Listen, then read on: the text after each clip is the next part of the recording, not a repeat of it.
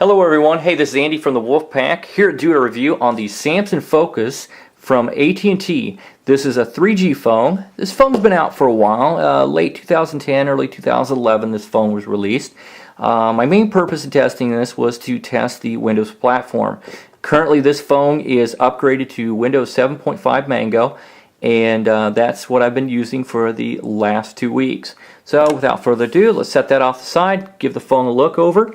We have a 4-inch Super AMOLED screen, really nice, super colors in there as you can see.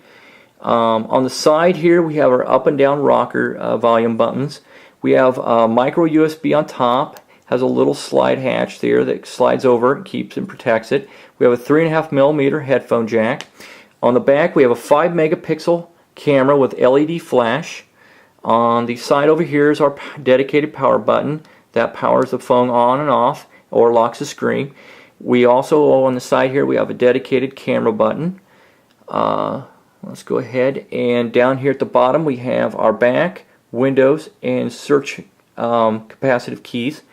And let's go ahead and fire this up.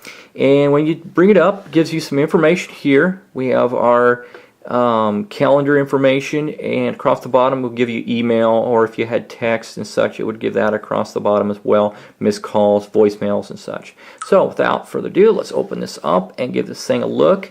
And as you can see, these are kind of dedicated tiles here. I've already set up some for Facebook and our page, the AT&T fan page, and AT&T, and I've also set up a tile for Facebook messaging.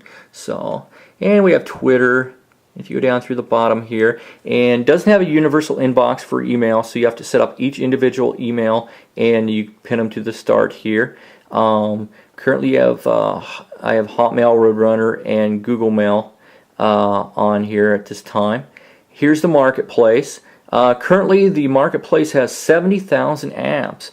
In the last month and a half, they have put up about 15,000 apps, and I would say by March, when they are staged, AT&T is staged to release some new phones running on Windows platform from HTC and Nokia. I bet they'll have 80 to 90,000 apps. And here we have photos, and it goes through photos that I've chosen as favorites, and it will flash through each one and go to each one there. And as you can see, I have the weather channel button, weather channel staged to here, and it gives you updates of the weather, and it flashes over to the map of everything. And then here we have a flashlight. I have a dedicated flashlight app that I put on the front, and then I've got dedicated tiles to numbers and people I call them quite often and such. So, but all right, let's go ahead and go back up here to the top, and let's go to the Internet Explorer. I actually really like the Internet Explorer on here. Works extremely well, loads up really fast. Of course, I'm coming off Wi-Fi here now, but it loads up really fast, no problems there. Pinch to zoom is no problem, no lag there. And I like it because I can take and go into here, and this is desktop version, and say I was going to post something, and I could put a link and then post it, and then hit here. And if I had copied something, there'd be a little indicator key over here, and I just hit paste, and it would paste it there.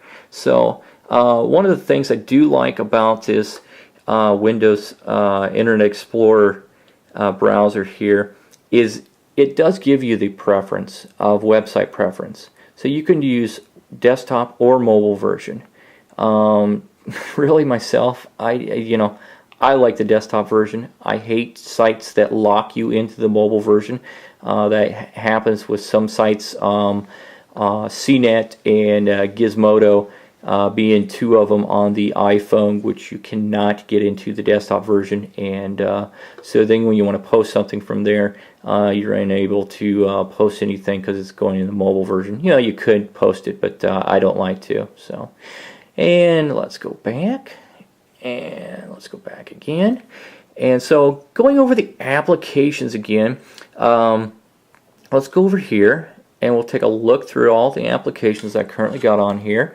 And you can see I got all recipes, Amazon Mobile, American Airlines.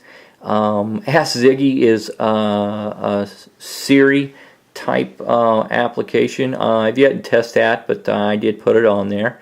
And you got your AT&T Family Map, AT&T Navigator, AT&T Radio, AT&T Uverse Mobile, Bible there. We got DirecTV, eBay, ESPN Score Center, Evernote, Facebook, Flickr, Foursquare, Fox News, Get Glue.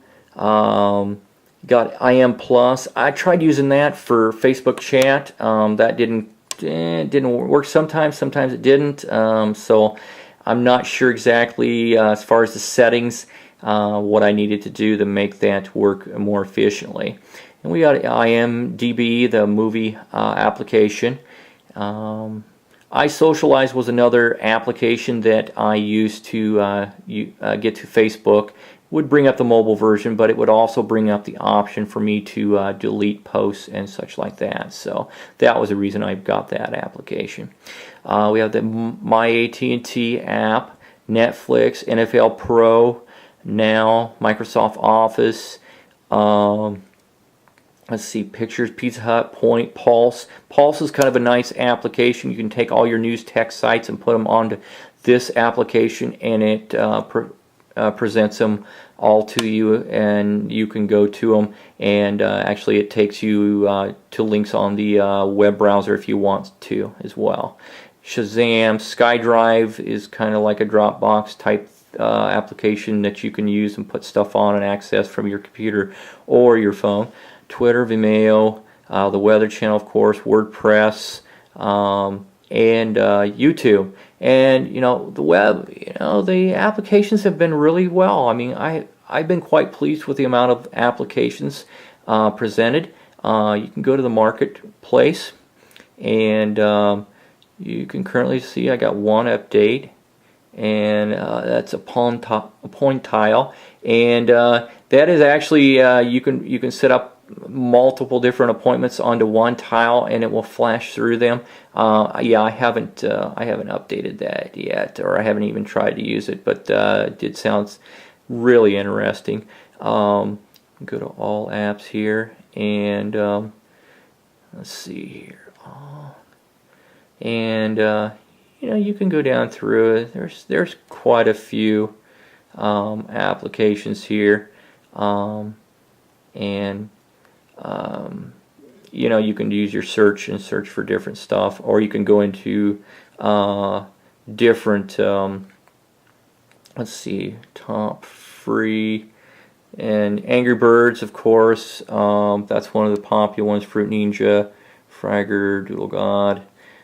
This is some of the games and stuff that are available, and people like to know that. I'm not so much into the games and such, but occasionally I'll put some on for my phones to let my daughter play and keep her occupied. So without further ado, let's go out of here. This really runs quite fast. It's using a 1 gigahertz Snapdragon processor, 512 megabytes of RAM. So really, for this phone, I'm really surprised that it's 512 megabytes of RAM, but it really does make it work smooth. Setting it up is very easy. I had no problem setting this up. I would say the setup is more in line with the iPhone, and a little less difficult than, say, setting up your Android phone or even your BlackBerry, which with some of the profiles you get into BlackBerry can get very complicated. But this one was actually quite easy. So overall, I'm happy with this phone. The call quality was great. Had no problems with anybody hearing me or receiving and taking calls. Worked good with my Bluetooth speakerphone in my truck. Actually, when a text would come in, it would read the text to me over my speakerphone, which was quite nice. And then I had the option to reply by voice commands without putting my hands on the phone, and reply to those texts, which was really nice feature, you know, considering all the new laws and such that are out. And you know, you shouldn't be putting your hands on the phone. But you know, people say that, you know, oh, well, you shouldn't be texting. Well, I see talking my phone is no different than talking to somebody in the seat next to me. So as long as I don't have to put my hands on the phone, then I think it's okay. So, but overall, nice phone for $50 at AT&T. I don't think you can go wrong. Super AMOLED screen, 5 megapixel camera, video recording up to 720p. So hey, give this phone a try. I think you'll like it. The setup is easy, and hey, you're getting AT&T service. What else, you know? So without further ado, that's all for my review this time, and we'll see you next time. Thanks. Goodbye.